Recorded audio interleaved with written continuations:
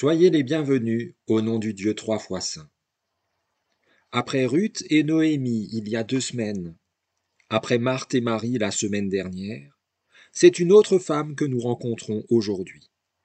Une autre femme dont la vie a été changée, bouleversée par Jésus.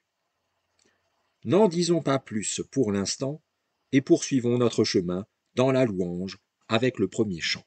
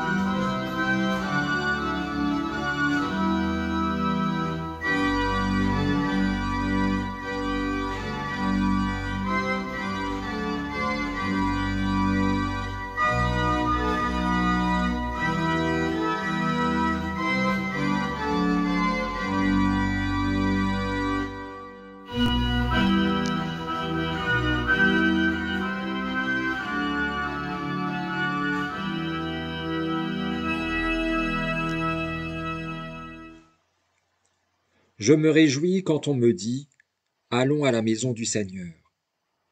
Nos pieds se sont arrêtés à tes portes, Jérusalem, toi qui es bâtie comme une ville, qui forme un ensemble bien uni. C'est là que montent les tribus du Seigneur, comme témoignage pour Israël, afin de célébrer le nom du Seigneur. Car là sont installés les trônes pour le jugement, les trônes pour la maison de David.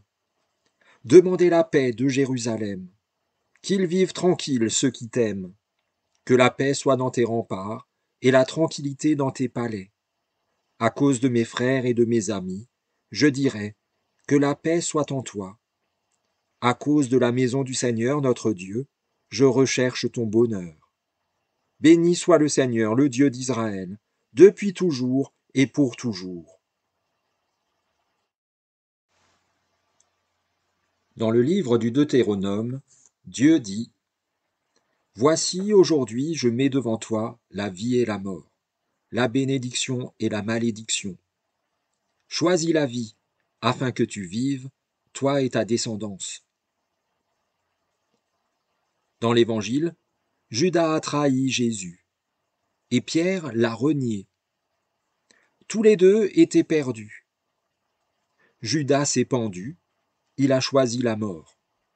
Pierre, lui, s'est repenti, il a choisi la vie. Seigneur, aujourd'hui à nouveau, tu nous encourages à choisir la vie. Mais trop souvent c'est la mort que nous préférons. Nous oublions l'espérance, nous croyons à la fatalité, nous nous enfermons dans l'indifférence et dans l'égoïsme. nous nous habituons à l'obscurité. Chaque fois que nous nous laissons aller à la résignation, c'est la mort que nous choisissons. Chaque fois que nous nous enfermons dans nos habitudes, c'est la mort que nous choisissons. Chaque fois que nous oublions ta bonne nouvelle, c'est la mort que nous choisissons. Pourtant, toi, Seigneur, tu nous appelles à la vie. Tu nous appelles à être filles et fils de la résurrection. Alors nous t'en prions. Christ vivant, fais grandir en nous ta vie, en nous accordant ton esprit. Christ vivant, apaise nos peurs, en réveillant nos cœurs. Christ vivant, donne-nous ta joie en affermissant notre foi. Et accorde-nous le repentir de Pierre. Oui, Seigneur, nous t'en prions, prends pitié de nous. Dans un conte des frères Grimm, un géant est opposé à un petit tailleur lors d'un concours de force. Le vainqueur sera celui qui lancera un objet le plus haut possible. Le géant lance une pierre si haut qu'elle met très longtemps avant de retomber. Le petit tailleur lâche un oiseau qui s'envole et disparaît dans le ciel. Certains chrétiens musclent leur foi par des exercices spirituels, par des privations et par de bonnes actions. Avec leur propre force, ils s'évertuent à lancer leurs pierres de plus en plus haut, espérant atteindre les cieux. D'autres chrétiens s'abandonnent à la grâce de Dieu, un chemin de confiance sur lequel ils s'allègent progressivement et tout en douceur, jusqu'à échapper à la pesanteur. La grâce de Dieu est un souffle ténu, une brise légère, une bise affectueuse. Elle est l'élan du pardon donné et la colombe de la paix retrouvée. À toi qui t'attends à lui, aujourd'hui Dieu se charge de ton fardeau. Il allège ton pas et il t'accorde son repos.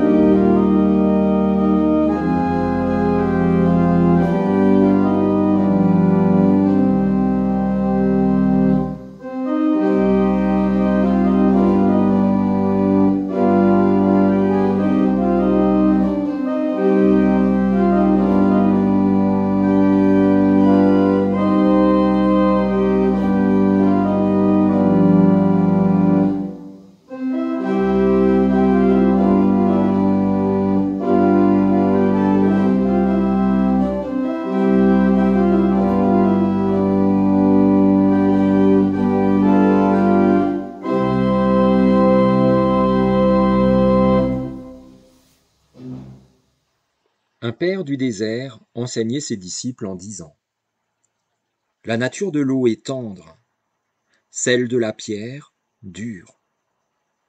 Mais si l'eau coule constamment goutte à goutte, elle creuse la pierre peu à peu, et cette dernière devient une vasque qui retient l'eau. De même, la parole de Dieu est tendre, et notre cœur est dur. Mais celui qui entend fréquemment la parole creuse son cœur pour accueillir la présence de Dieu. Seigneur, trop souvent, notre cœur, notre esprit, notre intelligence sont durs comme de la pierre. Alors que nous nous mettons à l'écoute de ta parole, que ton évangile soit comme une eau qui transperce notre cœur de pierre pour en faire un cœur de chair. Nous t'en prions par Jésus-Christ, ton Fils, notre Seigneur, qui vit et qui règne avec toi, Père, et le Saint-Esprit, un seul Dieu, pour les siècles des siècles. Amen. La première lecture pour aujourd'hui est un extrait du récit du matin de Pâques, tel qu'il nous est raconté dans l'évangile de Jean. Le premier jour de la semaine, Marie-Madeleine vient au tombeau, alors qu'il fait encore sombre, et elle voit que la pierre a été enlevée du tombeau. Elle court trouver Simon-Pierre et l'autre disciple, l'ami de Jésus, et elle leur dit : On a enlevé le Seigneur du tombeau, et on ne sait pas où on l'a mis.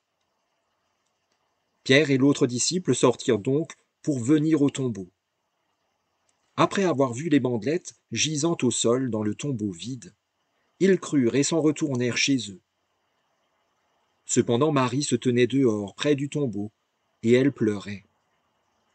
Tout en pleurant, elle se baissa pour regarder dans le tombeau. Elle voit alors 2 anges vêtus de blanc, assis là où gisait précédemment le corps de Jésus, l'un à la tête et l'autre aux pieds.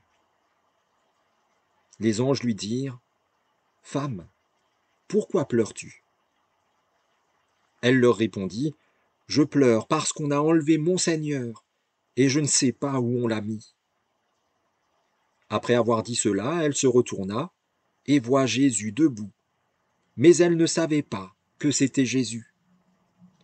Jésus lui dit : « Femme, pourquoi pleures-tu ? Qui cherches-tu ? » Pensant que c'était le jardinier, elle lui dit : « Seigneur, si c'est toi qui l'as emporté, dis-moi où tu l'as mis, et moi j'irai le prendre. » Jésus lui dit : « Marie. » Elle se retourna et lui dit en hébreu : « Rabouni », c'est-à-dire « Maître. »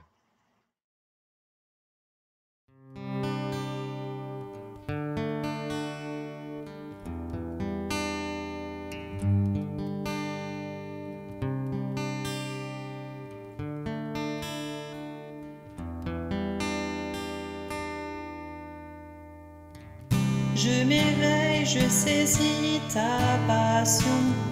Tous mes rêves prennent vie. Je veux vivre avec toi ma vie. C'est là ma décision. Tu me relèves et mes yeux s'émerveillent. Ton enfant adoré, parfaitement libéré en toi. Mon âme tu chériras.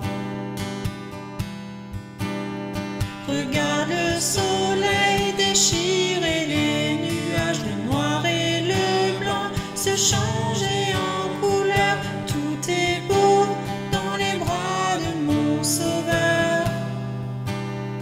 Et maintenant je vis.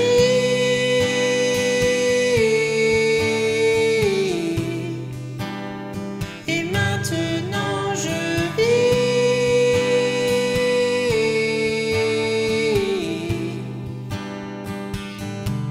Tu m'entraînes toujours plus loin et plus haut. Ton amour parfait redéploie mes ailes. Ta liberté lève pour tes linteaux. Je ne veux que toi, Dieu éternel.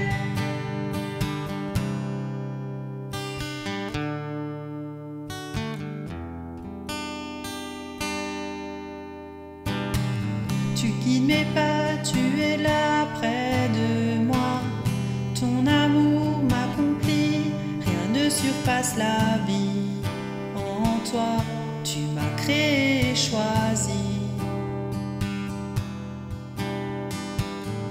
Tu m'appelles tendrement par mon nom. Tu m'offres le repos, décharger mon fardeau sur toi pour repartir à zéro. Regarde le soleil déchirer les nuages, le noir et le blanc se changer en couleur. Tout est beau dans les bras de mon sauveur. Et maintenant je vis.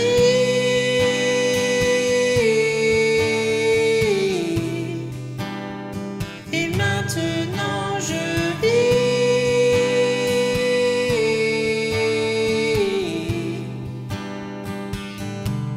Tu m'entraînes toujours plus loin et plus haut. Ton amour parfait redéploie mes ailes. Ta liberté lève portée linteau. Je ne veux que toi, Dieu éternel. Tu m'entraînes toujours plus loin et plus haut. Ton amour parfait redéploie mes ailes. Ta liberté lève portée linteau. Je ne veux que toi, Dieu éternel.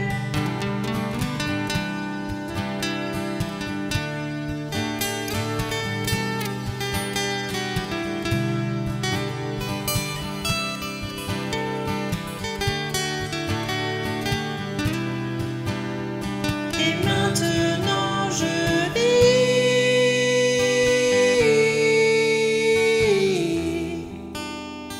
Et maintenant je vis.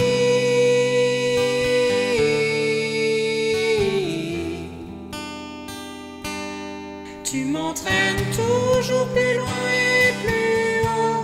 Ton amour parfait redéploie mes ailes. Ta liberté lève portée linteau. Je ne veux que toi, Dieu éternel. Tu m'entraînes toujours plus loin et plus haut. Ton amour parfait redéploie mes ailes. Ta liberté lève portée linteau. Je ne veux que toi, Dieu éternel.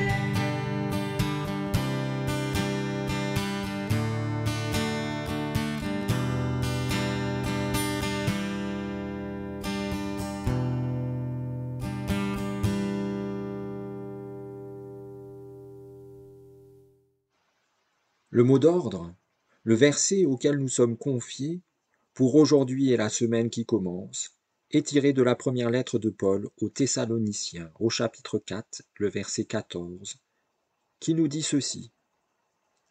Si nous croyons que Jésus est mort et qu'il est ressuscité, croyons aussi que Dieu ramènera par Jésus et avec lui ceux qui sont morts. La seconde lecture est issue de l'évangile de Luc au chapitre 7, les versets 11 à 15. Jésus se rendit dans une ville appelée Naïn. Ses disciples et une grande foule faisaient route avec lui. Lorsqu'ils approchèrent de la porte de la ville, on portait en terre un mort, le fils unique de sa mère, qui était veuve. Une grande foule l'accompagnait. Quand le Seigneur la vit, il fut ému de compassion et lui dit « Ne pleure pas ». Puis il s'approcha et toucha le cercueil, si bien que ceux qui le portaient s'arrêtèrent. Jésus dit alors « Jeune homme, je te l'ordonne, réveille-toi ». Et le mort s'assit et se mit à parler. Alors Jésus le rendit à sa mère.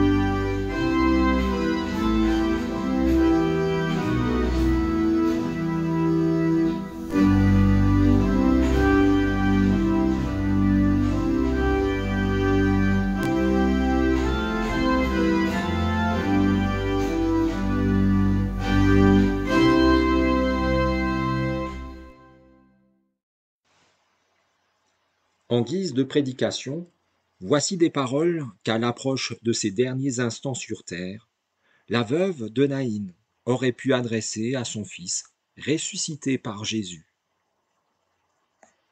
Mon cher enfant, mon tendre petit, mon fils unique, je bénis Dieu de ce que ce jour-là, il t'a rendu à moi. Un jour inoubliable, un jour qui a tout changé. Nous t'emportions en terre, toi qui étais parti bien trop tôt, et moi écroulé sous cette horreur sans nom, la pire qui soit, celle de perdre la chair de sa chair. Moi, j'étais presque aussi morte que toi. La mort laisse immobile, muet et aveugle. Celui qui s'en est allé, mais aussi ceux qui restent. Bien sûr, moi, j'avais encore mes jambes. Mais dans ma profonde douleur, je ne savais pas comment je faisais pour marcher. Mon corps allait sur ce chemin, au milieu du funèbre cortège. Mais je n'étais pas vraiment là. Oui, bien qu'en mouvement, moi aussi, j'étais morte. Bien sûr, moi, j'avais encore ma voix. Mais les sons qui sortaient de ma bouche n'étaient que gémissements, plaintes et pleurs. Comme pour mes pas, ces sons ne venaient pas vraiment de moi. Je n'étais pas vraiment là. Oui, bien que bruyante, moi aussi j'étais morte.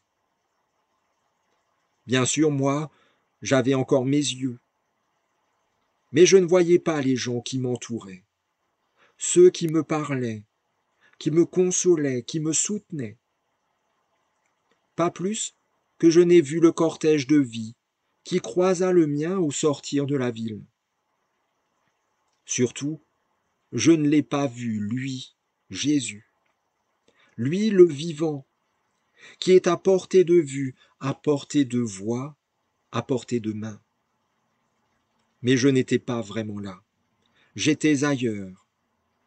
Oui, bien que voyante, moi aussi j'étais morte. Mais Jésus, lui, il m'a vue, de tout son cœur, de toute son âme, de toute sa force. Jésus, lui, au milieu de tout ce vacarme assourdissant des pleureuses professionnelles, il a entendu ma douleur, ma détresse, mon désespoir. Il l'a entendu au plus profond de lui, dans ses tripes. Mon anéantissement à moi lui a broyé ses entrailles à lui. Jésus, lui, au milieu de cette foule étouffante, il a couru auprès de moi. Et parce qu'il m'aimait, il m'a consolé, il m'a délivré. Il m'aimait, et c'est pour ça qu'il avait mal pour moi. C'est pour ça que ma détresse lui était insupportable.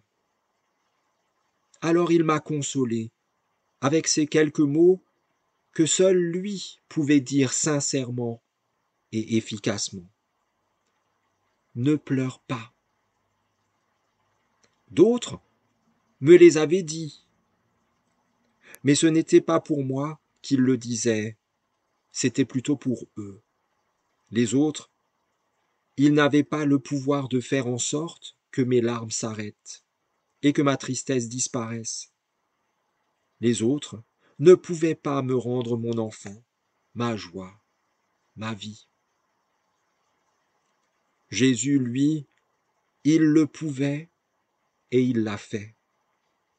Il m'a délivré de l'angoisse de la mort.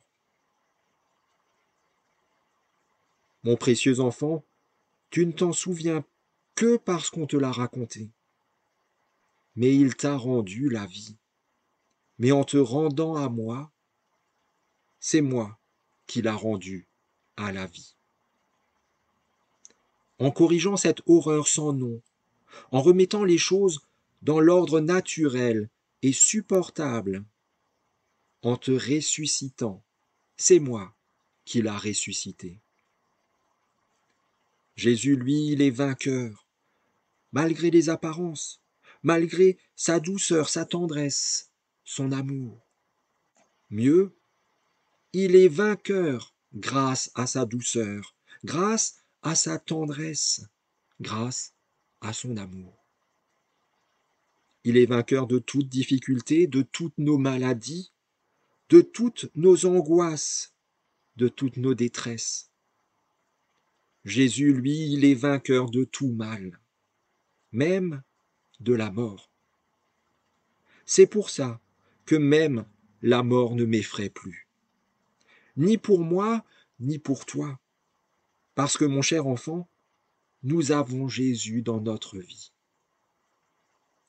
Mon cher enfant, mon tendre petit, mon fils unique, sois béni, tu es béni. Amen.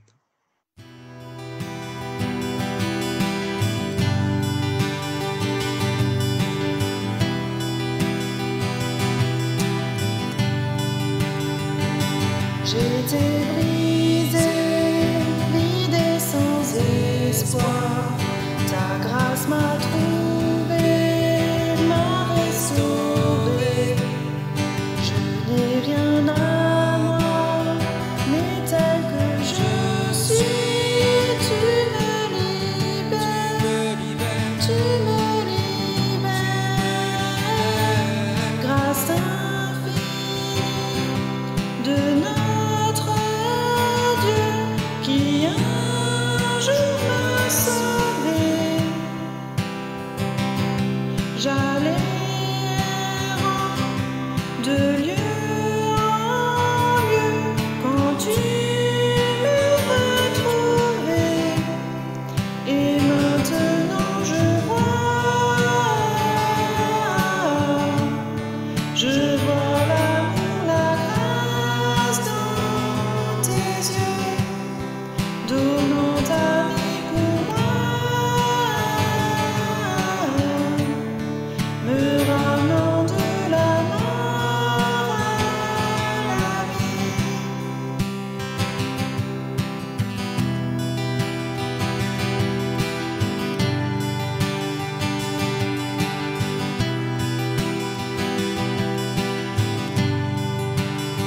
Tu prends nos échecs, tu prends nos faiblesses, tu places ton trésor dans des vases d'argile.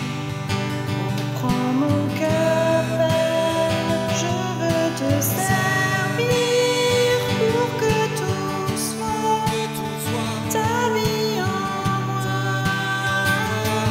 Grâce infinie de notre Dieu qui un jour m'a sauvé.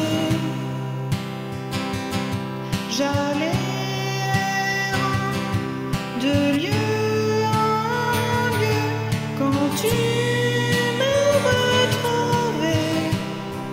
Et maintenant je vois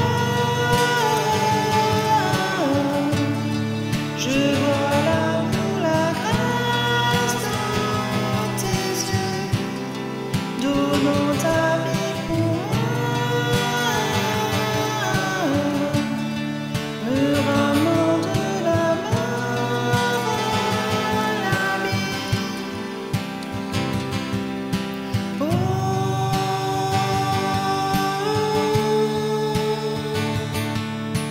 oh,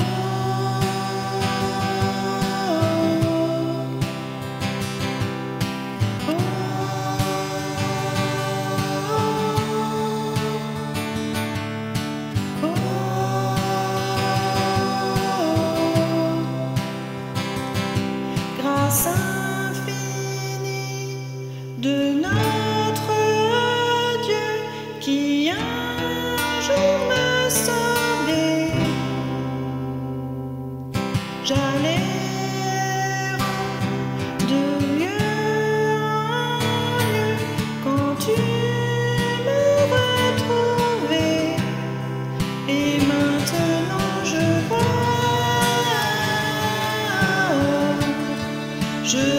l'amour, la grâce dans tes yeux, donnant ta vie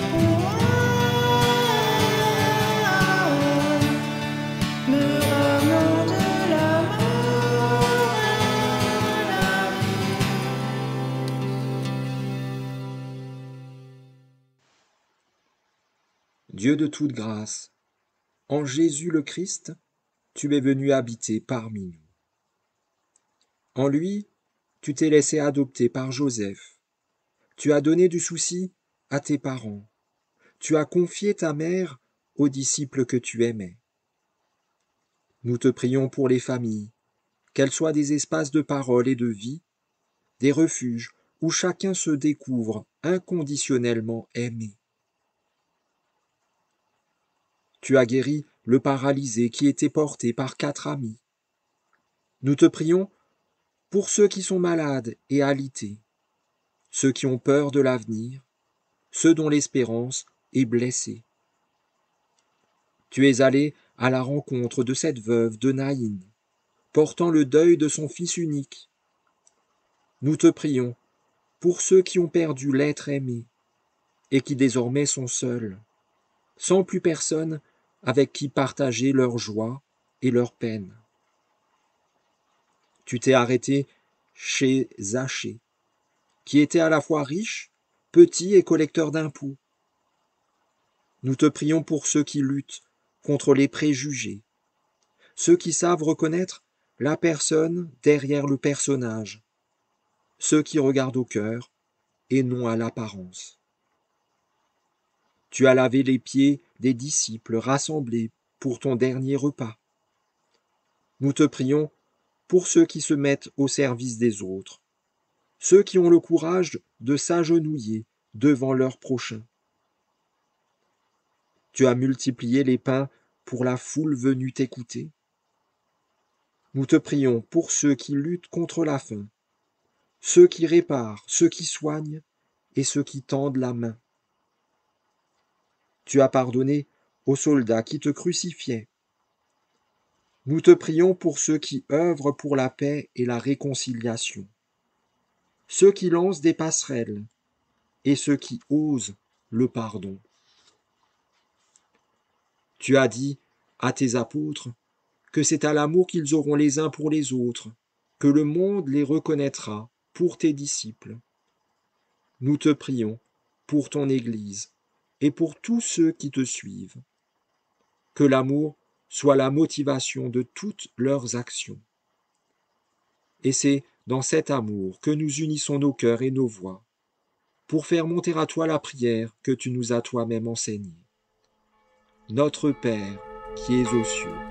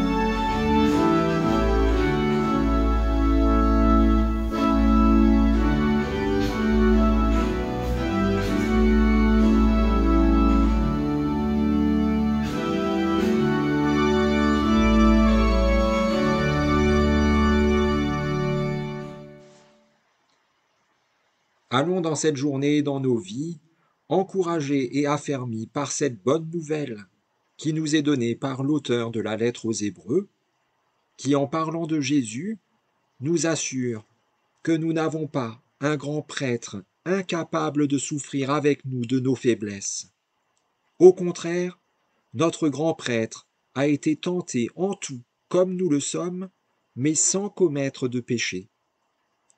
C'est pourquoi approchons-nous avec confiance du trône de Dieu, où règne la grâce. Nous y obtiendrons le pardon, et nous y trouverons la grâce pour être secourus au bon moment. Et qu'ainsi Dieu notre Père, par son Esprit, vous accompagne et vous conduise, qu'il vous affermisse dans son alliance éternelle en Jésus-Christ son Fils, notre Seigneur. Et soyez bénis, vous êtes bénis. Amen.